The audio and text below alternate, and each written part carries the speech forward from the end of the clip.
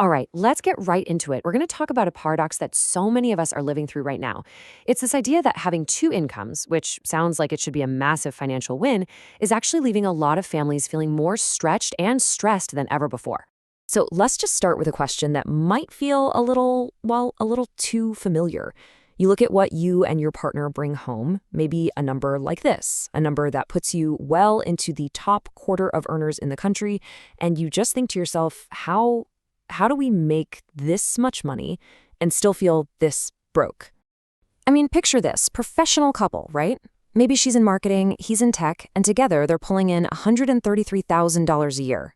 On paper, they should be absolutely killing it. But the reality? They're living paycheck to paycheck.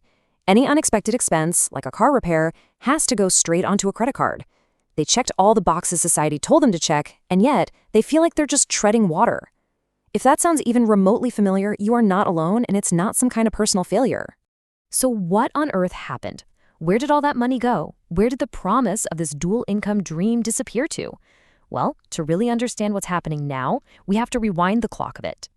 And there's actually a name for this whole phenomenon. It's called the two-income trap. The term comes from a book written way back in 2003 by Elizabeth Warren, who was a Harvard professor at the time, and her daughter.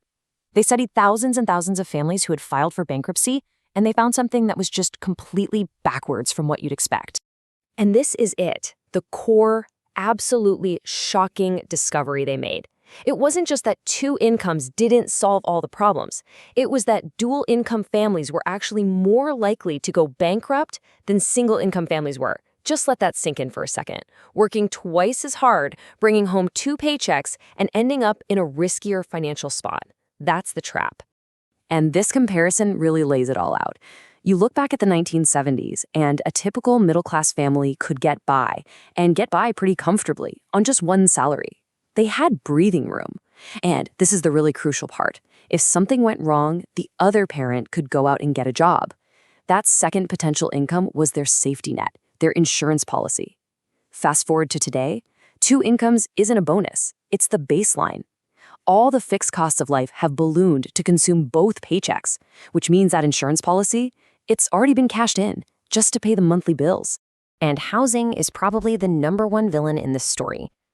Back in the 70s, the median home price adjusted for today's dollars was around 200 grand.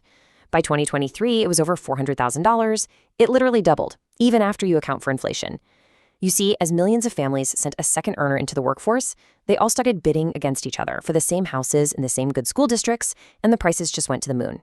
But, it wasn't just housing. The other non-negotiable costs of a middle-class life also went completely vertical. Healthcare, up over 600%. Childcare, which was barely a budget item for a single-income family, now averages more than 11 grand a year. And college tuition? I mean, look at that, up over 1,200%. These aren't fancy extras. This is the new price of admission. So the takeaway from all this history is pretty simple and pretty brutal.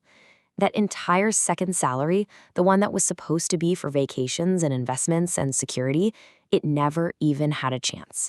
It got completely swallowed whole by the rising cost of just staying in the middle class. Okay, so that's the history. Now let's bring it into the here and now and break down the math, because this is where it gets really eye-opening. We're going to look at the real, often hidden, costs that pile on the moment you add a second person to the workforce. So let's use a real-world example. Let's say one person in the family makes $70,000 a year, and their partner gets a job that brings in another 50 grand. On paper, that's a household income of $120,000. Sounds pretty good, right? But what really happens to that second $50,000? Where does it actually go?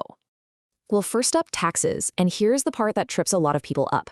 That new $50,000 salary doesn't get taxed on its own. It gets stacked right on top of the first salary, which means every single one of those new dollars gets taxed at your highest marginal rate. So after federal, state, and payroll taxes, that 50 grand can turn into more like 32,000 in take-home pay, just like that. Next, and this one's a monster. If you have kids, you've got childcare. This is a direct cost of both parents working. The average cost in America is around $15,000 a year per child. So if you have two kids, that second income might be completely vaporized before you've even bought a tank of gas to drive to the new job. And speaking of getting to work, that's not free either. A second worker almost always means a second car. So now you've got another car payment, more insurance, more gas, more maintenance, maybe even parking fees.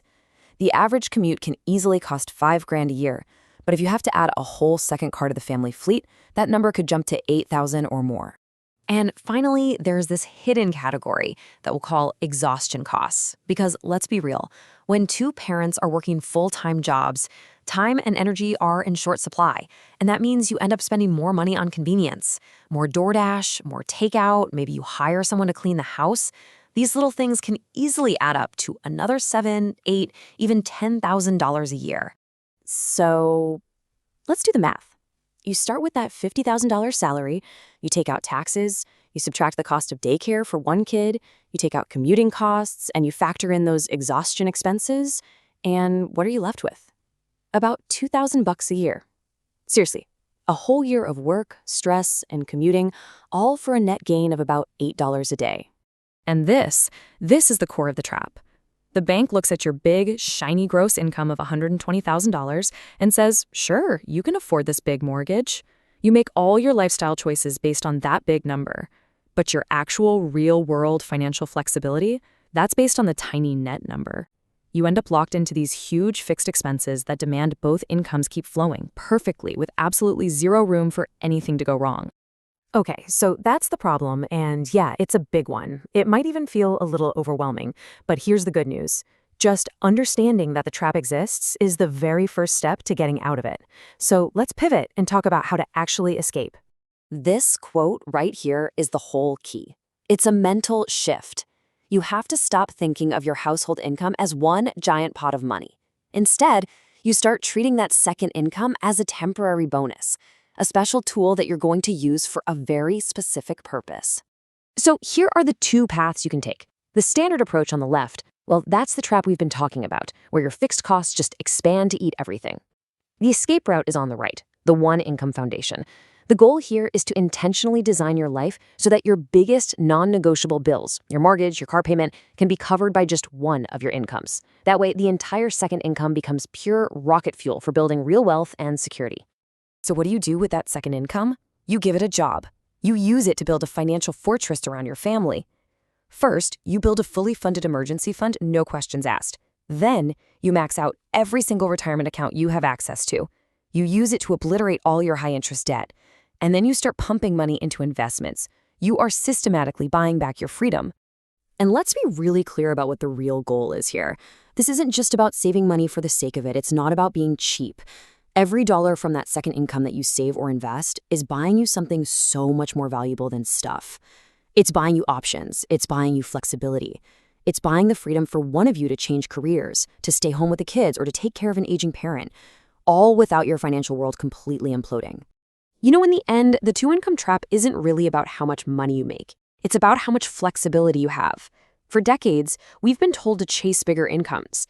And we've unknowingly traded our financial security for bigger houses and more expensive lifestyles. But you can't get out of a trap if you don't even know you're in it. Now you do. Now you see how it works. So the only question left is, what are you going to do about it?